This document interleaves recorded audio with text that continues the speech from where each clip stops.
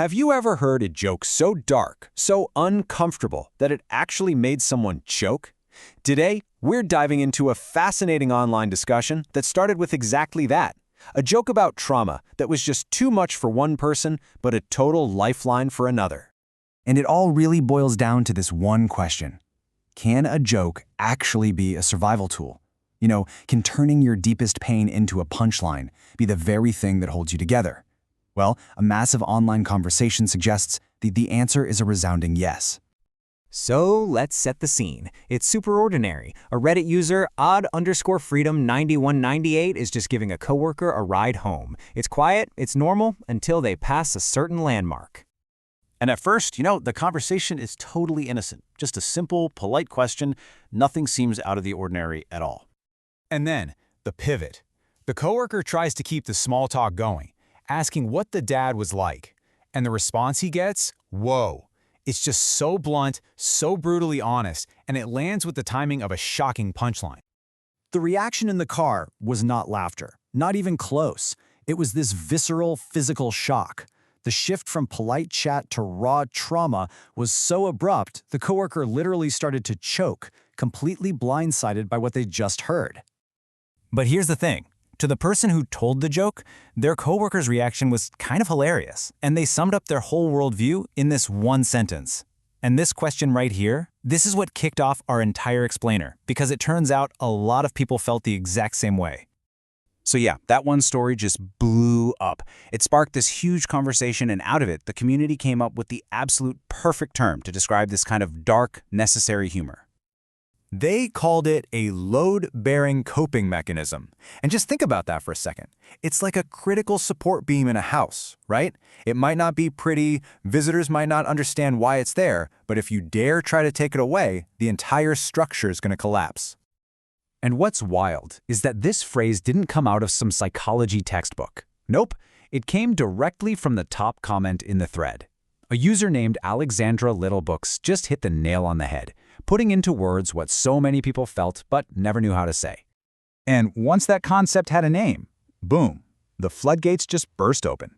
Suddenly, people from all over were sharing their own stories of load-bearing humor, and they realized they weren't alone, not by a long shot. And this newfound sense of community gave rise to what one person cheekily called an informal society.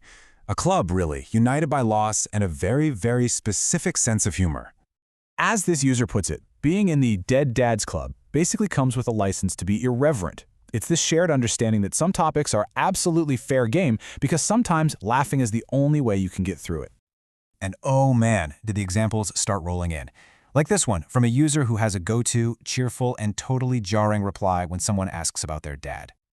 Or how about this one from Costuming Mom? It's just such a darkly funny image, finding humor in the really weird, practical side of what happens after someone dies. But this one, wow.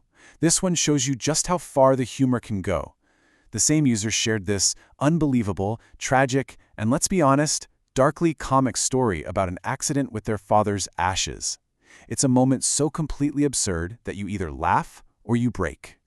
But what's really fascinating is that this coping mechanism isn't just for dealing with family tragedy.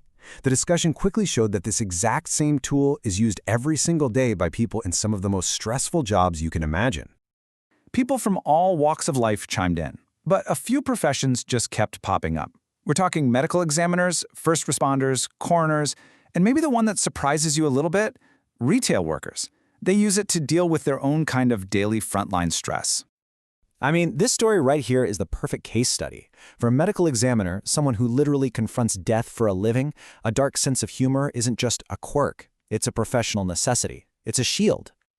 So, okay, this brings us to the big question. When you look at all these stories, from the deeply personal to the professional, you have to ask, why? Why do we laugh at the things that hurt us the most? Well, if you boil it all down, this kind of humor seems to do three really vital things. First, it helps you reclaim control. You can't change what happened, but you can turn it into a joke where you're the one telling it. Second, it builds community. It's a signal to others that says, hey, I get it. You can talk about this stuff with me. And finally, it helps you survive the unbearable by creating just enough distance from the pain to actually look at it. And this final quote from Ollie Biscuit, Honestly, it might sum up the whole thing better than anything else. It's this idea that once you face down a really profound pain and learned to laugh at it, the little things just can't touch you anymore. That trauma, when it's processed through humor, becomes a kind of armor. Which brings us right back to that coworker choking in the car. And it leaves us with one final, pretty provocative thought. If this kind of laughter is a critical, load-bearing survival tool for some people, what kind of damage are we doing when our own discomfort makes us tell them to stop?